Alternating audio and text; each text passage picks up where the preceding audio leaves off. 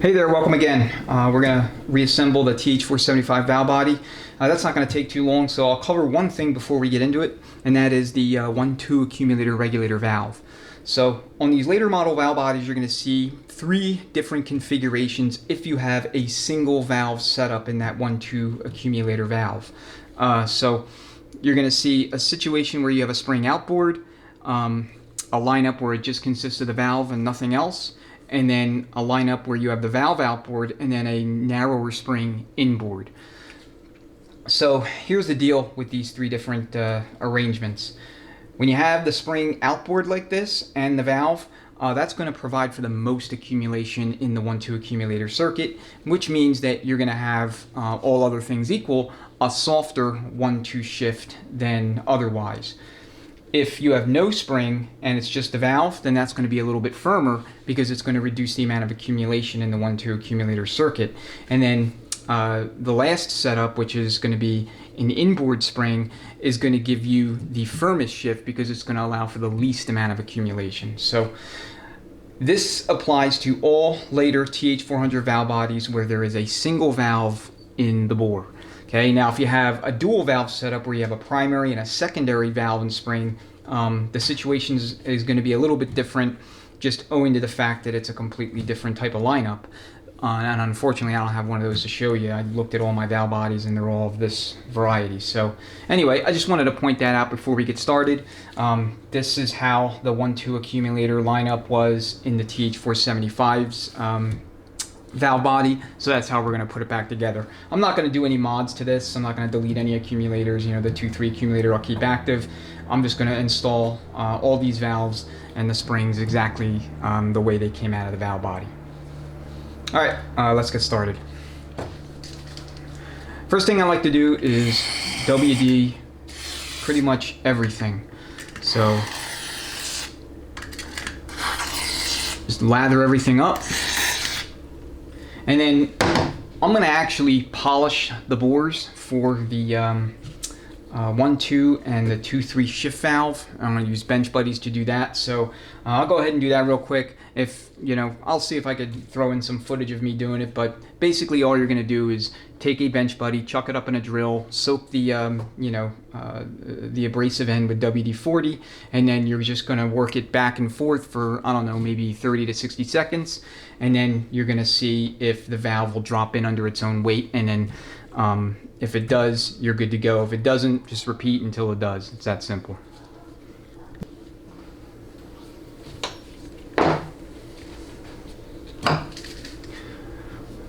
Okay, go ahead and lather up your valves.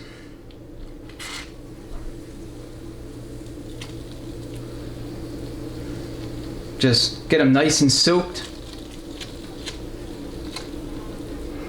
I'll soak these two because they're going to have to go back into their respective valve bodies.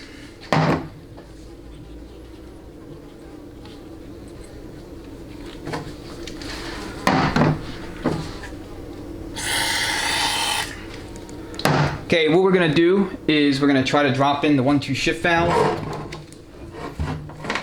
And we're going to see if it'll go in under its own power so that there's no issues. Okay, so here's your 1-2 shift valve bore.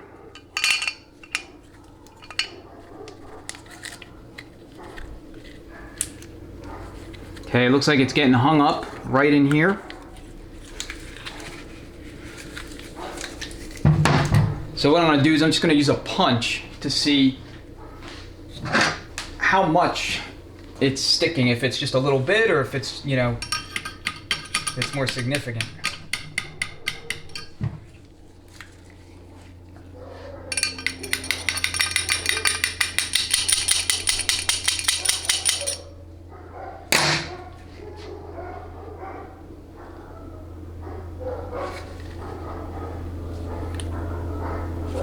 Okay, so that took more effort than I would have liked. So this is going to require extensive bore polishing.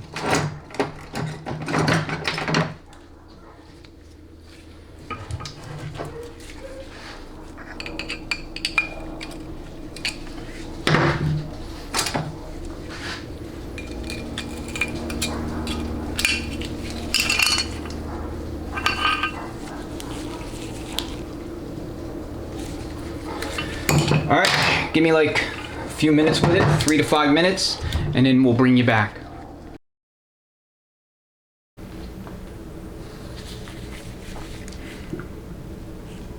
Okay, so here's the 1-2 shift valve, and if you closely inspect the valve, you'll see that there's been some signs of dragging here on the valve. So when you see this, what you could do is just take some sandpaper and go over it. You know, I like to use either 800 grit or 1000 grit, and then sometimes I'll use both. I'll use 800 and then I'll finish with 1000. And that should knock off a little bit of, you know, material, just enough, so that between that and bore polishing, you know, it should restore that bore and that valve to working condition again. So I'm going to spend a little bit of time cleaning up this valve, smoothing it out a little bit. I'm going to polish the bore a little bit more, and then we'll try it again.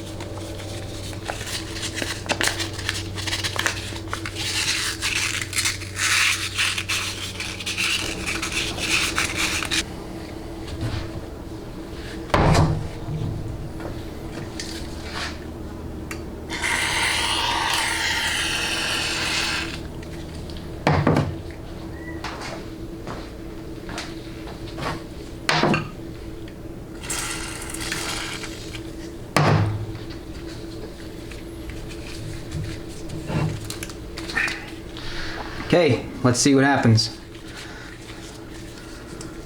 So it goes in just like this.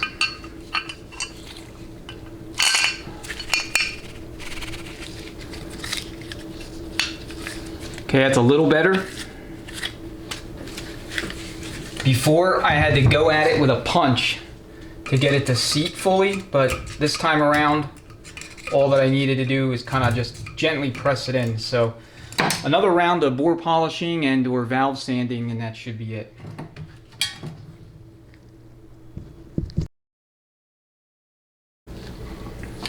Okay, let's try it one more time, see if it'll go. So you have your valve soaked in WD-40, just drop it in. Okay, it's still hanging up.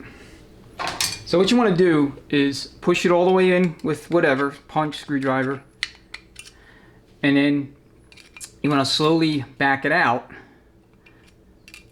to see if you can spot where any kind of like striations or, you know, little micro scoring might be present, so you could see exactly where it's dragging. Okay, because if it's gonna hang up, the bore is going to score up the valve a little bit. And when I say score up, and we're talking very, very slight impressions in the valve. You have to eyeball it to see it once it's out of the bore. Okay, so once you see that, you'll kind of know where the problem is, or problems. You know, I think this bore here is out of round entirely, and I think you know, it's just going to take a lot of sanding and reconditioning of the valve and the bore to get this to go back together the way it should. It's a lot better than where it was when we first started, but as you can see, it's still hanging up, and that's not what you want. So I'll bring it back once I test fit it and it, you know, drops in under its own weight, and I'll let you know how long it took me and exactly what I did. But at this point, I'm using 600, 800, and 1000 grit sandpaper on the valve itself, and then I'm going at it with the bench buddy in the bore. All right, let's give it one more go. Again, what we want to see is this valve dropping in all the way to its final resting place under its own power. And that's what it should look like. So a couple more tips when it comes to bore polishing. I always go clockwise. I never reverse it. I don't know if it's necessarily harmful to do so. It's just something I've never done. And then as far as sanding the valve, same deal. I always go in one direction, and I don't go and sand it like back and forth like this or like this. I just turn it in one direction and hold the the sandpaper fast around the valve and whatever spool or land I'm working on. So anyway, that's the deal with conditioning bores. Sometimes you got to do it. This transmission, TH475, it's probably been worked hard pretty much all of its life. Vehicle and transmission may not have been optimally maintained.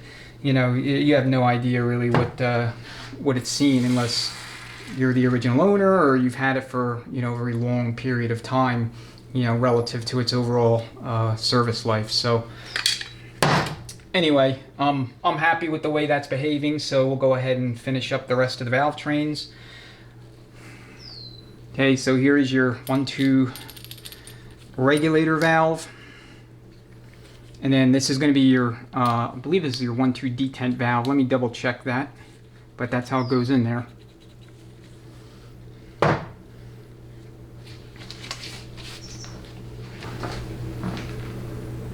Yep, 1-2 detent valve.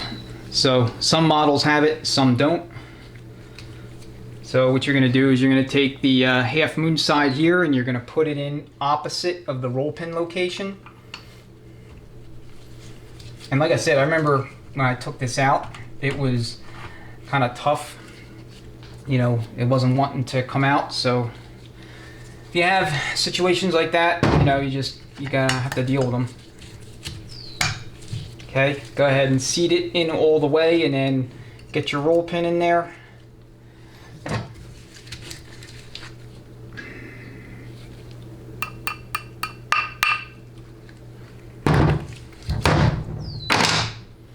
Next going to be your 2-3 shift valve, 2-3 modulator valve, and everything that goes along in there. This is going to be your 3-2 spring, so it's going to go in like this, and then this is going to go in the sleeve, and then this is going to go in just like this.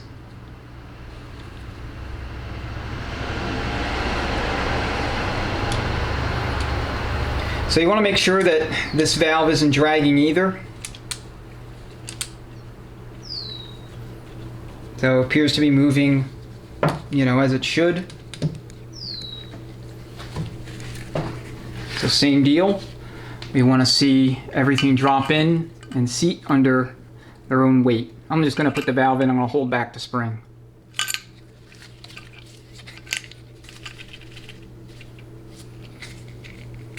Okay, this one's also dragging, so we'll have to wash, rinse, and repeat.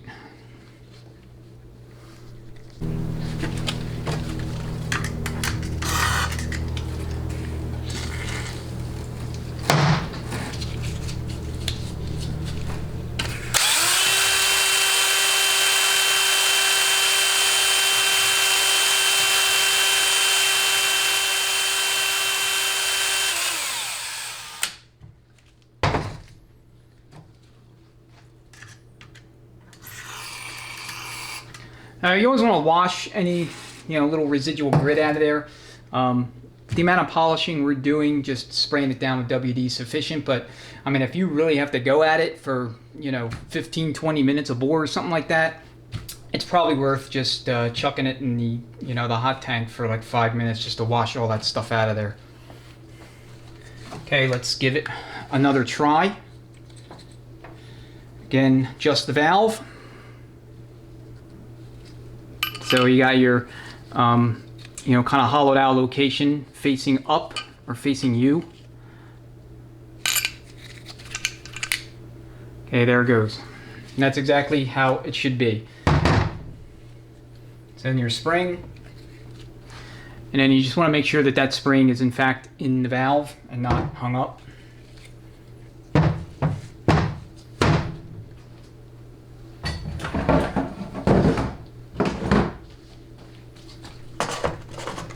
Make it a little bit easier to see what I'm doing.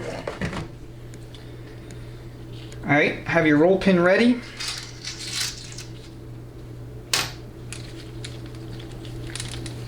Give this a shot of WD.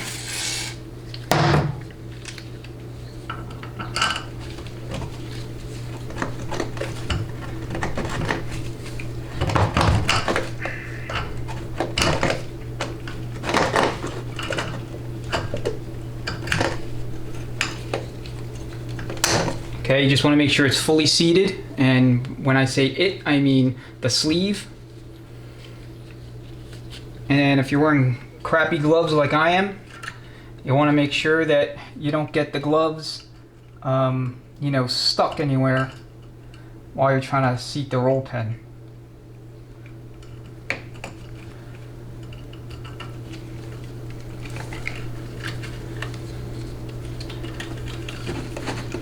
And you will pay a penalty for wearing crappy gloves.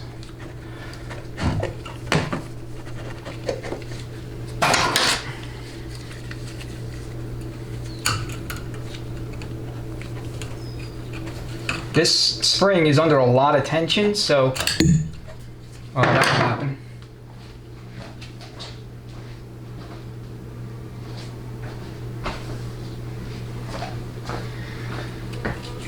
Alright, let's try this maybe a little bit easier way.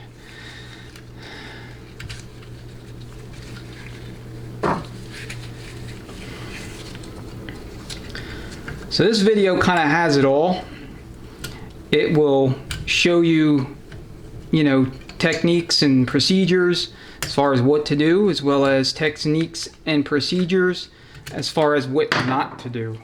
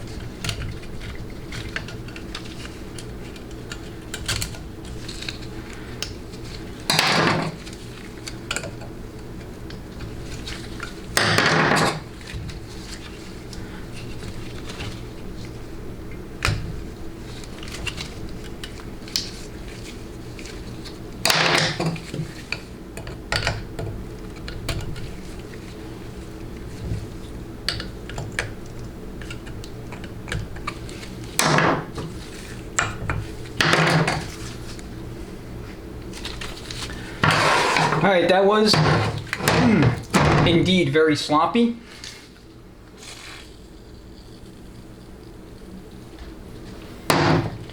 So, last valve on the shift valve side is going to be our 3-2 downshift valve. Again, same deal. And I already can tell it's going to drag. I mean, you can go like this with it and feel it. I mean, actually I got lucky. Let's try it again just to make sure, because it's dragging a little bit coming out, so I'm inclined to polish the board in this area here. Okay. Actually, on second thought, based on where the spring is and how long it is, I don't think it'll be necessary.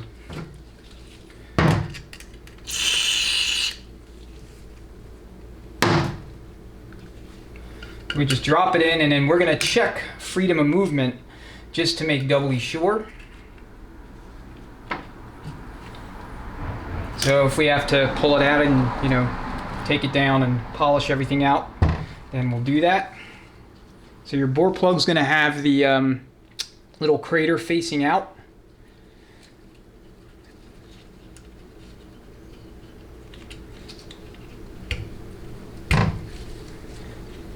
And then grab your roll pin.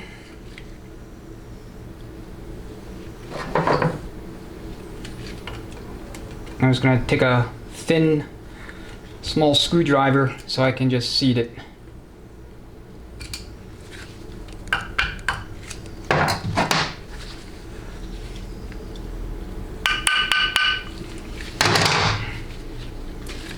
And now we'll go ahead and check it.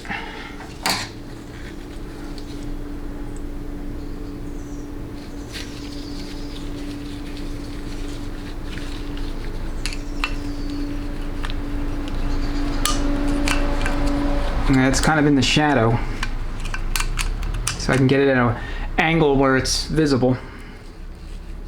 Oh yeah, that's fine.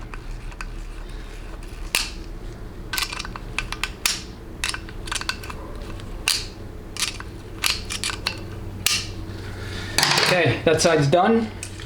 So all that we have left to do now is the accumulator valve. I got this entire corner of the bench awash in WD-40. So once I have all the crap off the bench, I'll just wipe it down and it'll be all ready for the next teardown and inspection video. So got 204R coming up. Got a job that's going to go together, so you'll get to see that. And then we got the buildup of this thing between the time I filmed the previous videos on this TH475 and now I've decided I'm going to actually reassemble it, and I'll film that whole deal. I'm not going to do anything wild and crazy. I'm probably going to stick it in like a square body truck from the 70s, just like a a simple pickup. So you'll get to see that. As far as the transmission assembly, I don't know when I'm going to acquire the truck itself. So our spring,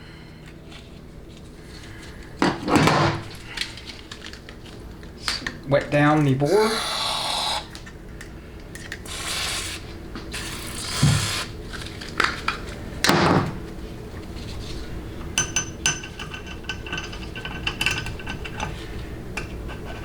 And all you want to do here is just make sure that the valve isn't dragging and it's moving nice and free.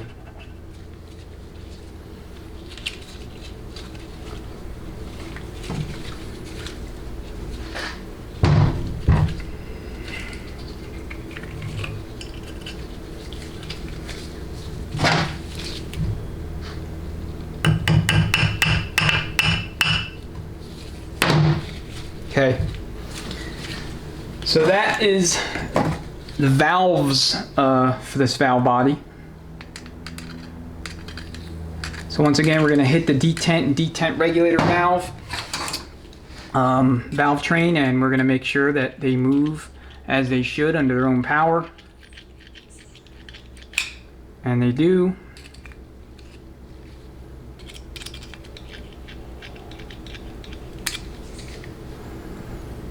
And then we have our accumulator valve here, and that is going to be under spring tension inboard. We saw that. And then we have our 2-3, and then of course our 1-2. Okay, I'll put the manual valve in last. When it comes to the 2-3 accumulator piston, if you wanted to defeat this whole accumulator circuit, all you would need to do is tap this for a set screw, and that would be it. I mean, this is your feed hole for your 2-3, and then you can put the piston right back in it. One thing that's kind of a popular thing to do with TH350s is to put a 4L60E fourth accumulator spring. It doesn't work on the TH400s, because the spring's too wide. It doesn't seat all the way. But if you were to get maybe either one of these springs and chop it in half, or a spring that's, broadly equivalent in diameter but a lot softer, what that'll do is it'll introduce spring tension on here so that the piston isn't flopping around in the bore. Because what you don't want to have happen is this little E-clip to potentially either break or somehow get dislodged. Okay, that's just a quick tip for if you're going to defeat the accumulator, but I'm not going to do that because, like I said, I'm not going to be racing, I'm not going to be doing anything super high performance. I'm just going to put this thing back in, and it's going to be factory for the most part. We haven't done anything different. So let me go ahead and get a sealing ring, and then we'll install it and be done with it. Alright, I'm just going to use the cast iron or steel or whatever sealing rings that come in the kit. Now, if you are strong enough, and I'm not, but if you're strong enough, you actually can install this piston onto the spring and seat it and, you know, secure the E-clip as is without a press, a vise, just sitting here on the bench. You know, as long as you can keep hold on this thing and keep that spring under control. Now, like I said, I've actually tried it on a couple of these other valve bodies, and I couldn't do it. I ended up, you know, had the E-clip part way in, and then I ended up breaking it because the spring just let go, or it defeated my, you know, lack of strength, and it broke one of the tabs off the little E-clip there. So I'm going to use a press. You could use a vise, you know, but if you're, you know, if you got some strength and some endurance, you can certainly just seat these without the aid of either of those two things. So let me go ahead and do that, and I'll bring it back, and then we'll summarize. Okay, last but not least is our manual valve. Just wet it down, wet the bore down, and stick it in. Okay, very rare that these are seized. I mean, you know, it may hang up just a little bit, may drag a little bit. That's usually not a big deal. I mean, you can polish that bore if you want, but very, very rare you'll have a situation where the manual valve won't go back in. So anyway, that's the video. A little bit longer than I figured it would be. I thought it would be relatively quick, but then I remembered as I was talking through the intro that this valve body, when it came apart, some of the valves were dragging, so I realized that we would have to deal with it. Anyway, thanks so much for watching.